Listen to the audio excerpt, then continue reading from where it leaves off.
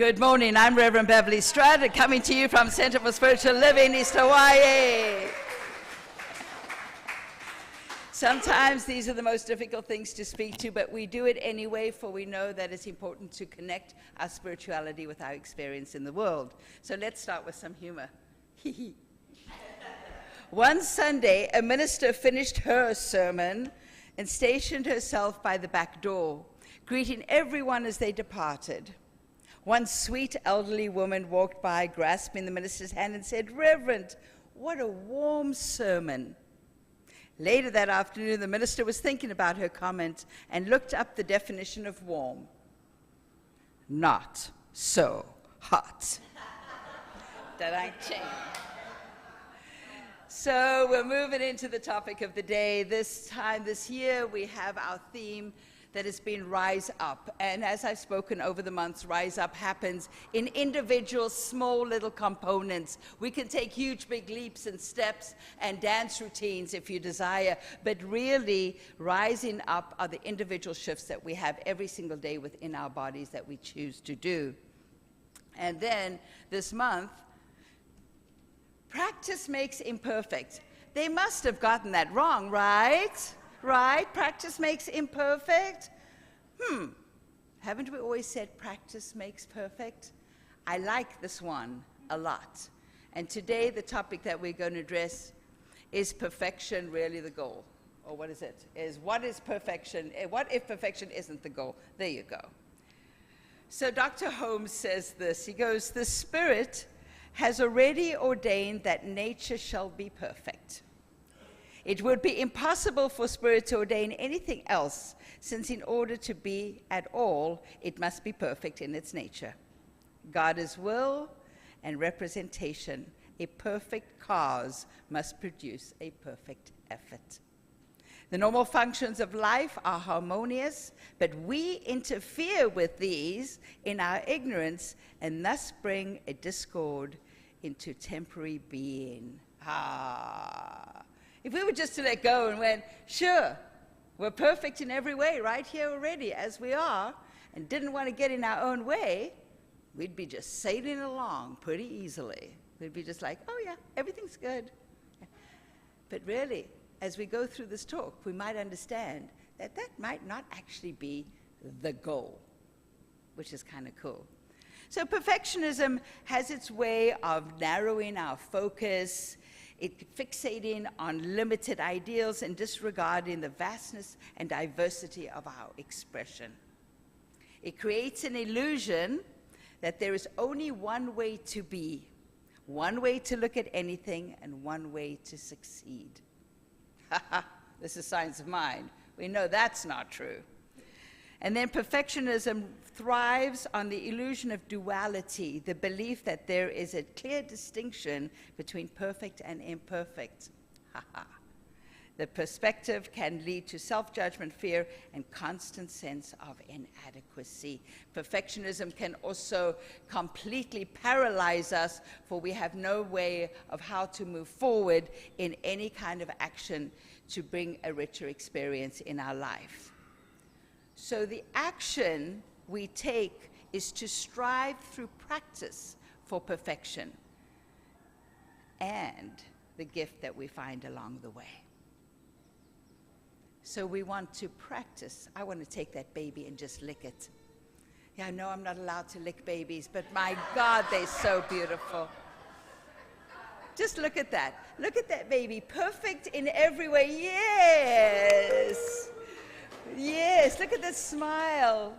There's no doubt in that beautiful baby's mind that all is well right here, right now, that they're doing exactly what they should be doing without any question of, did I do it okay? Just doing it is okay. So I'm going to begin first and foremost with the statement I always say, that you are perfect exactly as you are and exactly as you are not. There's nothing missing, there's nothing lacking, there's nothing broken at all. This is just the way that you are. But still, we are going to practice and practice and practice again. Our life is a complete practice. And what are we practicing for? For perfection, right? We're practicing for perfection. I mean, we do our meditation. Has anybody come to you and I did the perfect meditation today? Anybody? You've had the perfect meditation, right? No, you had a perfect practice. Not a perfect meditation, a perfect practice. You continue to practice to come back to this. Has anybody ever heard somebody go, I've had the perfect meditation, I never have to do it again? Well, exactly. If you've reached perfection, why would you continue your practice? But we do. We have those moments, but there's a secret in all of it. But we begin with practice, practice, and practice. Be it meditation. You guys all know I was a professional dancer for 22 years. Do you think I practiced? Just a little. Just a little bit of practice. Not only did I practice every day just on the generality of what dance was, when we came to start a new show, we would do intensive 8 hours of dancing, practicing every single day. And then we'd go to class afterwards. Really? Yes. I know Kit's nodding her head. She's been there, done it, right? So we practice, we practice, we practice. Do we ever get it perfect? No. Have you ever seen a drill team perfect? They look pretty good. But if you've ever been a line captain for a drill team or for any kind of dancers, you know that there's always going to be a finger out of place. There will be this finger, this person who can't do this and has to do this. Really, it's still not going to be perfect. Look at our athletes that are preparing for the Olympics. My goodness gracious, they practice and practice and practice. And when they hit it right on, when they hit that time, where they come off that beam and they land it perfectly, they've hit the perfection of it. Do they stop? No. They go back and practice more. What are you practicing for? You've hit perfection. Isn't this the point? No. We keep practicing. I love this. Jerry Seinfeld says this. He goes, we are so judgmental and critical. We have all become such experts, like when we watch the sporting events, watching the Olympics. I have no idea how it is humanly possible for a 14-year-old girl to run down a ramp, spring backwards, upside down off a wooden horse, and then do 4.5 flips. But if she does a little hop on the landing, we say, get her out of here. Or those guys who jump off a 5-story ramp into the water, and they do 3 somersaults, 7 twists, and then hit the water. And what do we look for? A splash. If there's a splash, we say, get the bum out of the water. I know if it was me making that jump, if I survived, I'd come out of the water yelling, I'm okay. And this is where we are. This is where we are in our idea of striving for perfection. Have you noticed that over time, athletes, dancers, any form of life really has gotten so expansive and grown and grand? I mean, I remember when I started dancing, if somebody did an arabesque, which is your leg at the back, your arm forward, your leg down here, Margot Fontaine did the most beautiful arabesque, and her leg was at 45 degrees. Right? So I'm doing dance, we're at 90 degrees. All right, we were told back then not to move your hips, you have to keep your hips straight. Now, you can move your hips. But now, if your arabesque is not up here, so we've noticed a progression in this growth of perfection through practice. Or is it through imperfection? Is it through just practice? Or are we motivated by the imperfection that we see? I think the appearance, it might not be imperfection, but the appearance to us that something is not as perfect as it should be is the greatest motivator for us to continue forward, for us to very much expand in all that we are doing, to push ourselves a little bit further, to see where we can go and what can we do. So maybe the goal isn't perfection. Maybe the goal is to be aware of the imperfection that is motivating you. Now remember that imperfection is only in your eyes, in nobody else's eyes at all. It's only yours, for you are the only person moving yourself along and moving forward. So when we can look at the goals that we've set, these perfect, idealistic goals, that even if we reach it, we will never see it, for there is always a call to more. And it is the perception or the perceived appearance of imperfection in what we've already accomplished that is the movement forward. So maybe our goal of practice is not for perfection, but to reveal the imperfections that not only that will move us, but will also encourage us to look deeper into our soul, for within that we need to accept them. If we are to entertain them as a motivator to move forward, we have to accept that they are there and that they are already a part of us in all that we do, think, say, feel, and experience. You could say it's both sides of the same coin, we're the coin, and there's this beautiful balance between perfection and imperfection. Yeah, that's not crock. It's not that at all. We're perfect, exactly as we are and exactly as we're not. Can you imagine how much we could do in our lives if we laid down this idea that when we're not exactly perfect, which we are anyway, but if we perceive it not to be, what are we keeping away from ourselves? What are the gifts that we're not allowing ourselves to enjoy? Because guess what? We're not perfect, which means we're not good enough, right? Because good enough is not good enough. You've got to be perfect, because perfection for many people growing up ensured love. Love was the insurance from not making mistakes and being perfect. The strive for perfection was also to get approval and to gain love. What we didn't know is there's an unconditional love out there that loves us exactly as we are. Every minute, every day. It makes no difference what you're doing. None whatsoever. Unfortunately, for some people, you could be doing a heinous act, and yet the divine is still going to love you, for you are the creation of it. So when I say exactly as you are and exactly as you're not, I'm talking about every single person. Every single person. Of course, you guys are special. Absolutely. You're special. You're absolutely special. You're in this perfect bubble with me and all of us. Our whole community, we're special. We're very special. But there's another side to this. When we see ourselves grow through imperfection, we're actually growing God. All right, I'll let you sit with that one for just 1 second. How can we possibly grow God? God is all there is, all that is seen, all that's unseen. There's no end, there's no beginning, it is all God. But we are the tools through which God has a greatest expression. Every flower, every tree, every blade of grass comes forward every time with this absolute beauty, this absolute wonderment as an expression of the divine.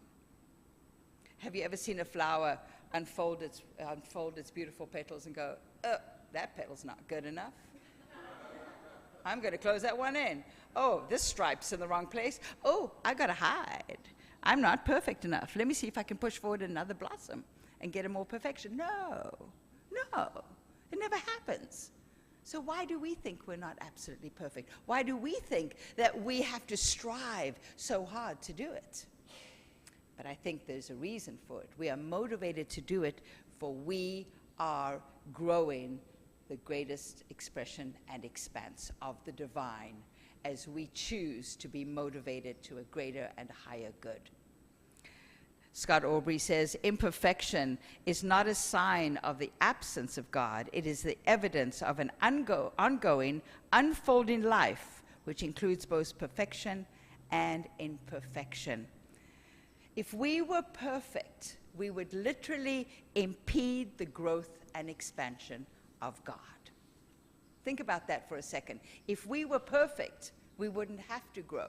We wouldn't have to thrive. We could just stop right here, which would be the limit to God's expansive expression through and as us. Think about how we could stunt the expansion of this creative intelligence that is our universe, our cosmos, all that is. And it is expanding and growing all the time. If we decided we were perfect right here, right now, in what we did, and we're not going to do another practice, another jump, that would be the end of it. God would not get any more expansive, for we are the tools of that creative expansion.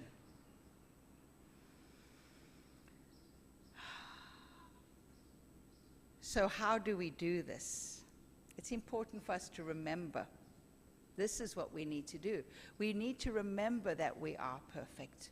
We need to remember that we are magnificent expressions of the divine in every way, in everything that we do, and especially when we look at the imperfections that are coming our way. For these are unique. Every single person's imperfection is unique to them as your fingerprint.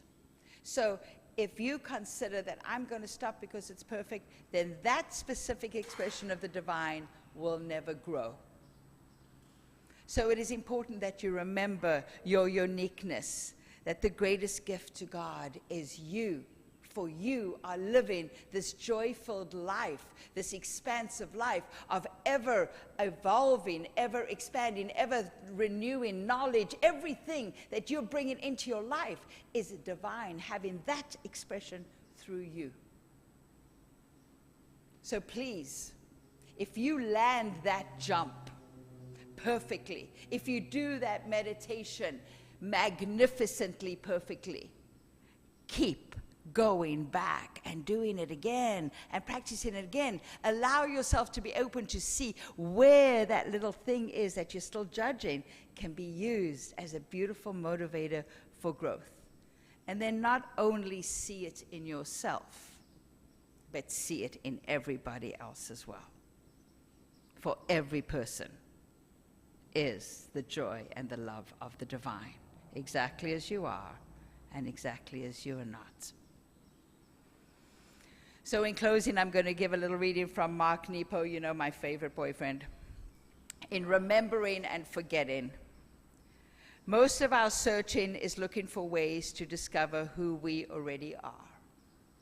In this, we are a forgetful species, and perhaps what Adam and Eve lost when kicked out of Eden was the ability to remember what is sacred.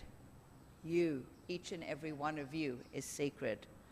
Thus, we continually run into mountains and rivers, run into the farthest sea, and to arms of strangers, all to be shaken into remembering. And some of us lead simple lives, hoping to practice how not to forget.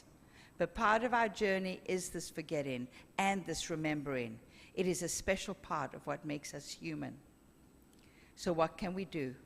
Well, it's no secret that slowness remembers and hurry forgets, that softness remembers and hardness forgets, that surrender remembers and fear forgets.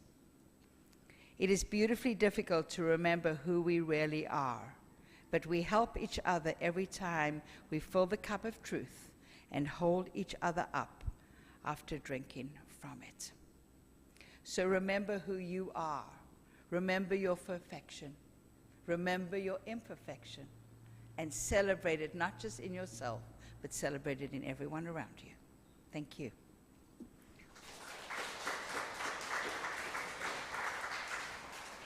Let's ground this in prayer.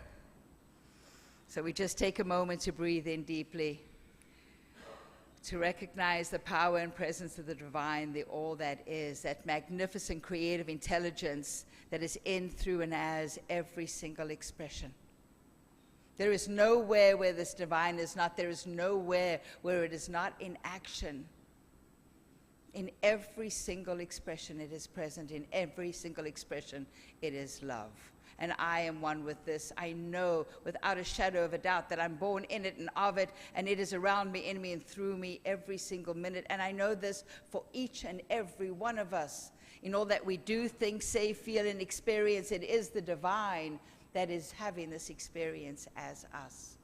And so I know for each one of us as we walk our path this week, that as we practice our practices, as we lean into the wonderment of the world around us, as we strive for perfection in all that we do, that we can see the imperfections and love them. Love on that which we deem not absolutely perfect. Love on that which we deem not quite good enough, but love on it more, for we realize that it is our calling for the expansion of the divine, for this growth, for this, just this upliftment to be. And so I know that this is good, and I know that it is the truth for each one of us as we walk our path. So I just release this prayer knowing that it is so, grounding us all in the wonderment of this day, and we claim it together by saying, and so it is.